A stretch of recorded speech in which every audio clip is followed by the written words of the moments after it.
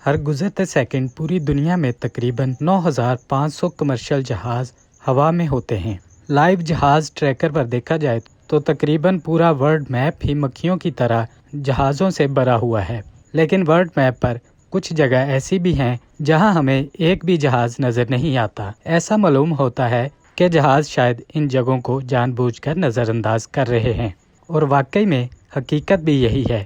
ہم یہ جانتے ہیں کہ دنیا میں کون کون سی ایئر سپیسز ہیں جہاں پائلٹ جہاز کو کسی صورت نہیں لے جاتے، اور سب سے بڑھ کر یہ کہ ایسا کرنے کی وجہ کیا ہے۔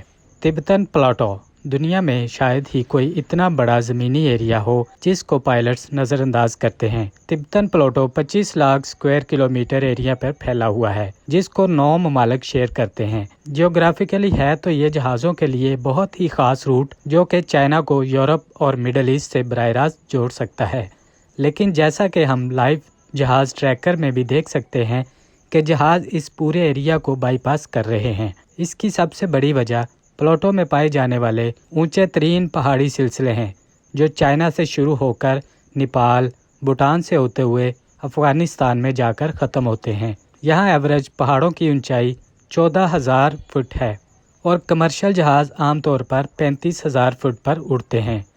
ویسے تو جہاز ان پہاڑوں سے کافی اوپر ہی رہتے ہیں، لیکن ایمرجنسی کی صورت میں جیسا کہ کیبن میں سے پریشر لیک ہو جانا یا انجن کا فیل ہو جانا، اس صورت میں آکسیجن ماسک آٹو ڈراپ ہو جاتے ہیں، اور اس کے بعد پائلٹ کے پاس صرف 20 منٹ ہوتے ہیں۔ پائلٹ کو 20 منٹس کے اندر 35,000 فٹ سے 10,000 فٹ تک لانا ہوتا ہے۔ کیونکہ تبتن پلاٹو کی ایوریج اونچائی ہی 14,000 فٹ ہے، اسی وجہ سے یہاں سے ایسا کرنا پائلٹ کے لیے ناممکن ہوتا ہے۔ صرف اونچے پہاڑ ہی تبتن پلاٹو کو نظر انداز کرنے کی وجہ نہیں، اصل میں یہاں جہازوں کو انوکھی مشکل کا سامنا کرنا پڑتا ہے۔ یہاں موجود اونچے ترین پہاڑوں سے ہوا اوپر کی طرف جاتی ہے جو جہاز کے بیلنس کو مشکل میں ڈال سکتی ہے۔ Number 2، volcanoes. جنوری 2022 کو ساؤتھ پیسیفک اوشن میں ٹونگا آئی لینڈ کے قریب ایک پانی کے اندر والکینو پھٹا تھا۔ اس کے دھوئیں کے بادل اتنے بڑے تھے کہ اس نے تاریخ کے سارے ریکارڈ توڑ دیے۔ اس کو سیٹلائٹ نے بھی ریکارڈ کیا تھا، جو کہ کچھ اس طرح دکھتا تھا۔ راکھ کے یہ بادل 1,90,000 فٹ بلندی تک ریکارڈ کیے گئے۔ اتنی زیادہ اونچائی پر پائے جانے والے راکھ کے بادل کسی بھی جہاز کو آسانی سے نقصان پہنچا سکتے ہیں۔ والکینو سے نکلنے والے راکھ کے بادل جہاز کی مین سکرین کو بھی توڑ سکتے ہیں اور انجن کو بھی نقصان پہنچا سکتے ہیں۔ 24 جون 1982 کو لندن سے نیوزی لینڈ جانے والا جہاز راستے میں ایک راکھ کے بادل کے اوپر سے گزر بیٹھا۔ یہ وہ دور تھا جب جہاز میں سگریٹ پینے پر کوئی پابندی نہیں تھی۔ جب جہاز میں دھواں جمع ہونا شروع ہوا تو پہلے سب نے سمجھا کہ شاید کوئی سگریٹ پی رہا ہے، پر آگے جو ہوا اس نے سب کے رونگٹے کھڑے کر دیے۔ کریو اور پائلٹ کو دھوئیں میں سلفر کی بدبو آنے لگی۔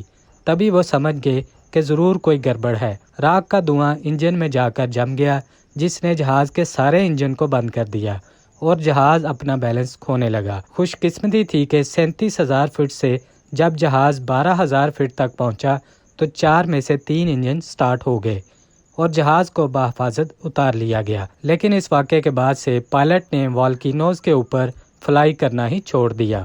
نمبر 1، کریٹرز دکھنے میں جتنے خوفناک لگتے ہیں وہ اصل میں اس سے کہیں زیادہ نقصان پہنچا سکتے ہیں، خاص طور پر اوپر سے گزرنے والے جہاز کو۔